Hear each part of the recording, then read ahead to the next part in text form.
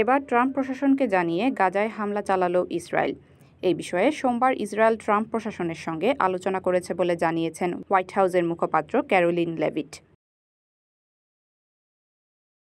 গত ১৯ জানুয়ারি ইসরায়েল ও হামাস যুদ্ধবিরতিতে পৌঁছায়। এতে স্বস্তি নেমে আসে গাজাবাসীদের মাঝে। যুদ্ধবিরতির কারণে গত ১ মাসের বেশি সময় ধরে গাজায় হামলা বন্ধ রেখেছিল ইসরায়েল। কিন্তু দ্বিতীয় ধাপের যুদ্ধবিরতি নিয়ে আলোচনায় পৌঁছানোর আগেই চুক্তি লঙ্ঘন করে আবারও হামলা করেছে ইসরায়েল।